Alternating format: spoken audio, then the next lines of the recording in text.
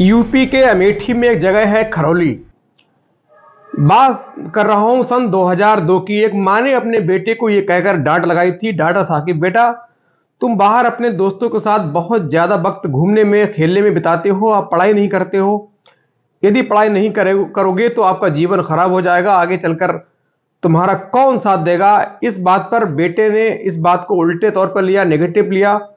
आखिर बच्चा बच्चा होता है, उसने उसी दिन गुस्से में आकर घर छोड़ दिया, बिना बताए घर से लापता हो जाता है, कहीं चला जाता है।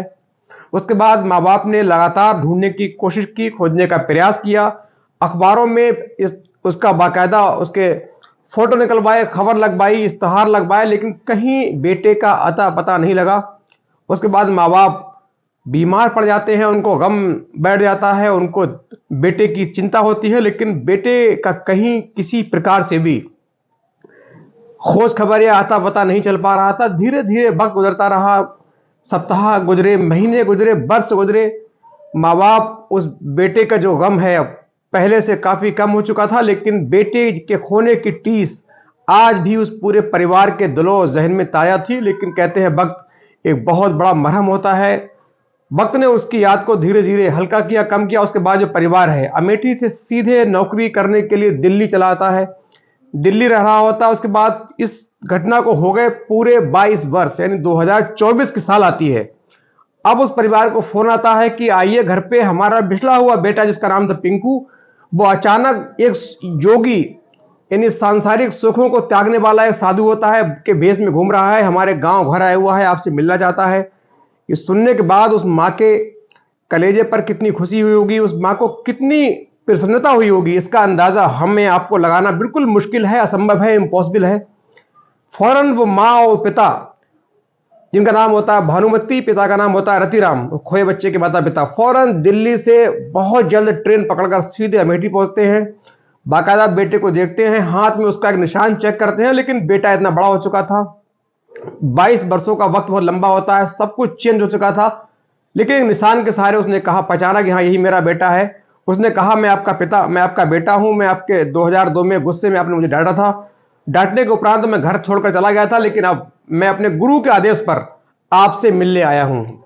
ये सुनकर पूरा गांव इकट्ठा हो जाता है, माँ बाप की आंखों से आंसू निकलते हैं, पूरा बाकी जो परिवार गांव में रह रहा होता है वो सब रोने लगता है। आसपास के इलाके में ये खबर जंगल में आग की तरह फैलती है, 20 गांव के लोग इकट्ठे हो जाते हैं।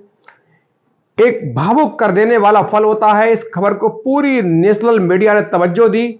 उसके बाद उस जोगी ने ये जो पूरा अपना पर्चा देकर उनको अपना माँ बाप मानकर वहां से 11 कुंटल अनाज, 11,000 रुपए, एक एंड्रॉयड फोन भिक्षा में लेकर, इन परिजनों से भिक्षा में लेकर सीधे अपने गुरु के पास झारखंड के पारसनाथ मठ का पता बताकर लौट जाता। लेकिन ये खुशी बहुत दिन तक न चल सकी, क्योंकि ये जो साधु है एक ठग था, एक फ्रॉड था, एक झूठा था, मक्कार था। इसने वहां से लौटने के बाद सीधे 10 लाख रुपए की डिमांड की और कहा कि 10 लाख रुपए लेकर ही मैं इस गुरु के आदेश के बाद 10 लाख की भिक्षा लेकर इस साधु संत वाले जो हमारा चोला है इसको त्याग कर सीधे दोबारा से सांसारिक जो दुनिया है उसमें प्रवेश करूंगा। इसके लिए आपको 10 लाख की रकम भिक्षा के तौर पर देनी होगी। फिर क्या था, पिता को शक हुआ, पुलिस को खबर की, सारी घटना का पर्दाफाश हो गया। नमस्कार, मैं हूं शकील कादरी। आज की जो सच्ची घटना है दरअसल बहुत हैरान कर देने वाली है, अचंभित है। अमेठी में एक जगह है खरौली, यूपी में अमेठी, रायबरेली एक इलाका है, उसके पास अमेठी है। अमेठी में जगह है खरौली गांव। वहां रतिपाल भानुमती पति पत्नी रहा करते थे, दोनों का छोटा परिवार था, बड़े प्रसन्न थे, बच्चे थे। उन्हीं में एक बेटा था पिंकू, जिसकी उम्र लगभग 6-7 वर्ष की रही थी उस वक्त। 2002 की बात है। पिंकू बचपन में अपने मित्रों के साथ, जो हमजोली के लड़के थे, बच्चे थे, उनके साथ खेलने में बहुत आनंदित होता था, पढ़ाई में उसका मन नहीं लगता था, पूरे दिन खेलता रहता था। इसी दौरान एक बार सन 2002 को जो माँ भानुमती हैं, इन्होंने बच्चे को डांटा कि बेटा आप पढ़ाई करें, बहुत ज्यादा ना खेलें, खेलने के वक्त खेलें, बाकी वक्त पर स्कूल का काम करें, पढ़ाई करें, माँ बाप का कहना माने। लेकिन बच्चे को ये बात उल्टी लगी, जैसा उमन एक बचपना में होता है।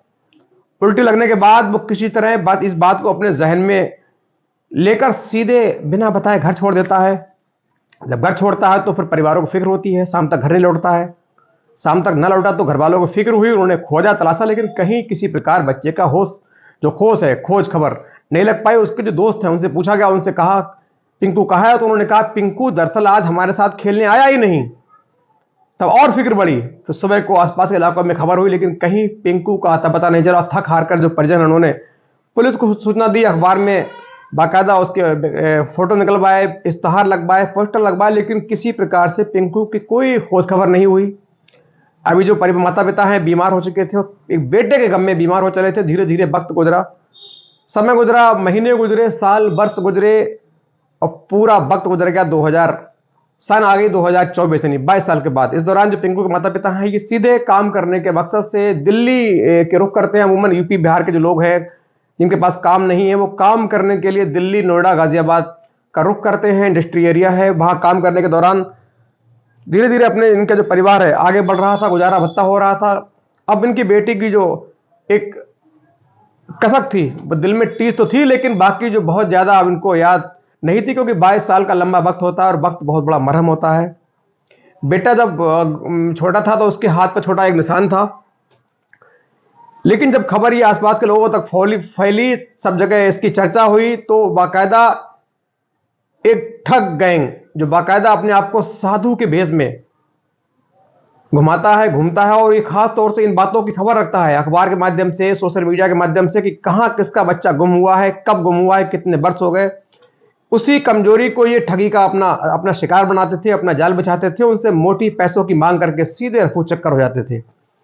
इसी जो इसी केस में ये जो भिक्षा बनकर बंदा पहुंचा था, ये साधु था, सन्यासी था। इसको मालूम था कि इस गांव खरौली गांव में 2002 में एक बच्चा गायब हुआ है, उसके हाथ पर एक निशान था। इसने बाकायदा उस घटना को सच्चा करने के लिए अपने हाथ पर एक निशान गुदवाया। उसके बाद वो निशान है, उसमें वो भर जाता है, जख्म भर जाता है, लेकिन निशान वहां पड़ जाता है। वैसा ही निशान उस बच्चे का जो उसके हाथ में था, उसको लेकर ये सीधे 2024 के भी जनवरी के महीने में सीधे उसी गांव पहुंचता है। जो गांव चूंकि जो खोया बच्चा था पिंकू, उसके पिता रतिराम, उसकी माता भानुमती, ये दिल्ली नौकरी करने आ गए थे। दिल्ली ही लगभग वो शिफ्ट हो चुके थे, वहीं रह रहे थे। कभी कभार दिवाली या होली पर घर गांव पहुंचते थे, बाकी पूरा साल दिल्ली रहते थे।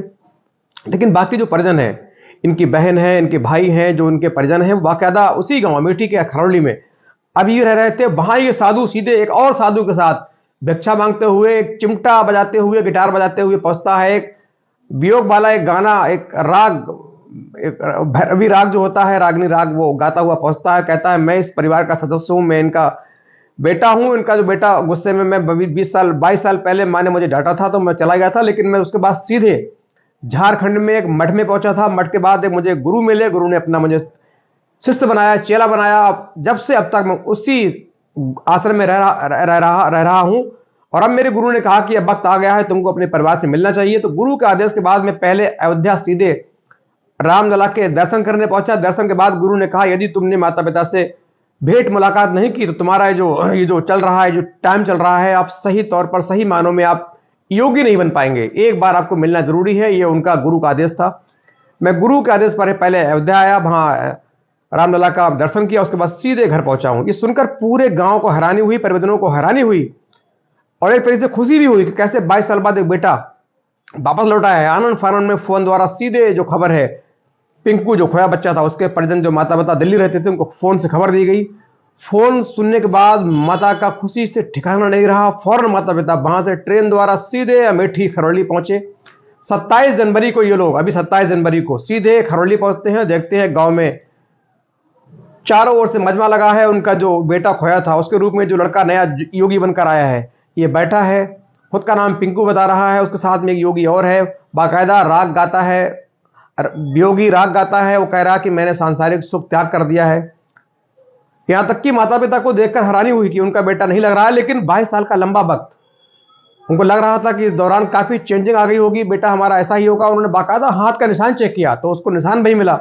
उसके बाद उनका यकीन बढ़ जाता है। अपने बेटे को मिलने की खुशी में माता पिता है, इनकी आंखों से जारो कतार इनके आंसू निकल पड़ते हैं, रोते हैं। अपने आंचल, इनका दामन जो है आंसू से भीग जाता है। पूरा गांव रो रहा था। ये भावुक कर देने वाला सीन है। बाकायदा पूरी नेशनल मीडिया ने कवर किया, पूरा गांव इकट्ठा था, पूरे गांव के सामने इकट्ठा मजमा लगा था, माता पिता बैठे थे। ये भावुक कर देने वाला पल था, हैरानी वाला पल था। वो जो फर्जी पिंकू बनकर जो फर्जी साधु आया था, बाकायदा राग अलाप रहा था, राग गा रहा था, बात बहुत कम कर रहा था, कह रहा था मुझे सिर्फ माता पिता से मिलना है, उसके बाद भिक्षा लेनी है, उसके बाद सीधे मुझे लौट जाना है। और जो परिजन है, इन्होंने बाकायदा उसको कहा कि तुम बेटा अपने सांसारिक सुख में लौट आओ, इस चोले को, जोगी का जो आपका भेष है, इसको बदल दो, सीधे हमारे साथ रहो। काफी बातें हुई, इसमें 2-3 दिन गुजरे, लंबी बातें हुई, लंबी बातें चली, लेकिन चूंकि बहुत बचपन की बात थी तो बहुत ज्यादा बातें वो नहीं बता पाया, क्योंकि अगर यदि जबान पे गुम हुआ होता तो कोई पहचान बताता, किसी बात में फंसता, लेकिन फंसने का डर था नहीं, क्योंकि बचपन में ही घर से निकल गया था। इसीलिए माँ बाप ने उसको अपना बेटा मान लिया। अब 3 दिन के बाद वो बोला मुझे, अब चूंकि माँ बाप ने कहा बेटा यहीं रहो, इसी तुम्हारा घर है, आराम से रहो, हम तुम्हारे साथ जिंदगी से रहेंगे, तो उसने कहा मुझे लौटना तो होगा, लेकिन उसके लिए मुझे पहले अपने गुरु की आज्ञा लेनी होगी, पहले आपसे भिक्षा लेनी होगी। भिक्षा लेने के बाद मैं गुरु के पास जाऊंगा, उसके बाद वहां से अपना फिर से इजाजत लेकर, उनसे स्वीकृति लेकर मैं आपके पास लौटूंगा। तो माँ बाप ने सोचा चलो हमारा बच्चा कम से कम मिल तो गया, ये बहुत बड़ी बात है, नजरों के सामने रहेगा, हमारी बातें होती रहेगी। तो माँ बाप ने बाकायदा पूरे गांव से मिलकर 11 क्विंटल अनाज उसको भिक्षा में दिया।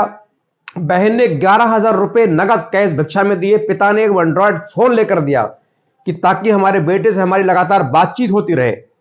उसके बाद ये साधु, ये फर्जी साधु सीधे ठग करके ये सारा माल लेकर वहां से निकल जाता है, रफू चक्कर होता है, बाहर आकर ये अनाज 11 क्विंटल बेच देता है। 25-26 हजार में इसका वो अनाज बिकता है। 11,000 रुपए लगभग उसको कैश मिलते हैं। एक फोन, लगभग 50,000 रुपए का ये अपना इंतजाम करके, बंदोबस्त करके वहां से निकल जाता है। फिर सीधे कहता है मुझे अपने मठ, जो पारसनाथ मठ है झारखंड में, वहां जाना है, गुरु के पास जाना है। माँ बाप कहते हैं ठीक है बेटा, ये फोन ले लिए, मुझसे लगातार संपर्क में रहिए, बहुत जल्दी गुरु से इजाजत लेकर यहाँ आइए। वो कहता ठीक है, आप चिंता न करें, मैं जाता हूँ, तो बहुत जल्द वापस आऊंगा। अब पूरे गांव में खुशी की लहर थी, दिवाली का माहौल था कि चलो 22 साल बाद इनका बेटा कम से कम गांव वापस तो आया। माँ के खुशी के ठिकाने न थे, माँ खुशी थी, पूरे परिवार में खुशियों का आलम था, दिवाली सी मन रही थी।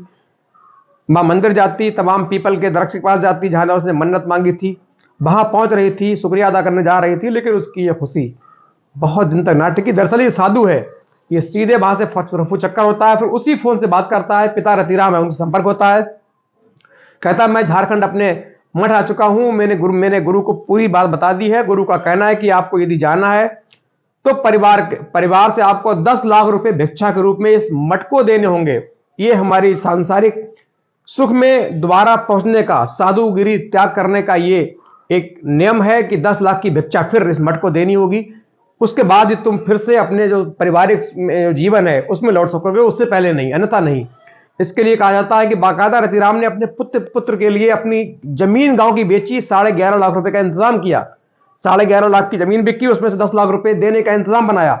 लेकिन इस फर्जी साधु ने कहा कि आपको यहां नहीं आना होगा, मठ में आने के आदेश नहीं है, आपको ये पैसे फोन पे द्वारा या यूपीआई द्वारा ये फोन बैंक से ट्रांजैक्शन करना होगा आपको।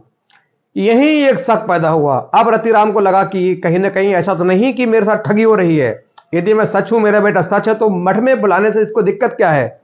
मैं मठ जाना चाहता हूं, देखना चाहता हूं कि मेरा बेटा कैसे रहता है, कौन उसके गुरु है। लेकिन ये बात जब उसने लगातार कहा कि मठ में आपको आने की इजाजत नहीं है, यही एक शक पैदा हुआ। जब शक पैदा हुआ तो उन्होंने पुलिस का सहारा लिया। पुलिस ने ईमानदारी निष्ठा से काम किया। जब जांच पड़ताल की गई तो झारखंड में पारसनाथ मठ नाम की उस जगह पर कोई मठ था ही नहीं। अब और शक पैदा हुआ। फिर जब जानकारी ली गई तो पता लगा ये एक फर्जी गोंडा का रहने वाला व्यक्ति है, इसका यही काम है, इसका बड़ा भाई भी यही काम करता है। जब पुलिस द्वारा इस परिजनों को, गांव वालों को ये सूचना मिलती है तो एक जो अपने बेटे का गम धीरे धीरे कई साल तक झेलने के बाद बीमार होकर ठीक हुई थी, गम भूल चुकी थी, उसका जो गम है फिर से इस शैतान युवक ने जिंदा कर दिया। उस मां की आंखों से फिर से 1 दिन, 2 दिन, 3 दिन पहले जो खुशी के आंसू निकले थे वो कुछ दिनों के बाद फिर से गम के आंसू में कन्वर्ट हो गए, तब्दील हो गए। उस मां को फिर एक धक्का लगा, अचंभा हुआ कि बेटे के रूप में जो फर्जी साधु आया, इसने फिर से एक दबी हुई आह थी, जो दबी हुई दबा हुआ दर्द था, उसको फिर से जिंदा कर दिया। फिलहाल पुलिस जो है मामले की जांच कर रही है। उस साधु की गिरफ्तारी के लिए टीमें गठित की गई हैं। पुलिस ये जानने की कोशिश करेगी कि साधु ने इस प्रकार की घटनाएं और कहां की है। और निश्चित तौर पर ये जो मामला है काफ़ी हैरान कर देने वाला है, अचंभित कर देने वाला है। और ऐसी कहानियां सुनाने का मतलब, सच्ची घटनाएं बताने का मतलब ये है कि आप लोग सुरक्षित रहें, सतर्क रहें। ये मेरी छोटी सी कोशिश है आपको सावधान, सतर्क करने की, जिससे आपके परिवार के साथ, आपके समाज के साथ, परिवेश के साथ, पड़ोसियों के साथ किसी प्रकार का फ्रॉड न होने पाए। आप सुरक्षित रहें, सतर्क रहें, सावधान रहें, यही हमारी कामना है। और वीडियो कैसा लगा प्लीज़ कमेंट करके ज़रूर बताएं, और यदि अच्छा लगा तो लाइक और चैनल को सब्सक्राइब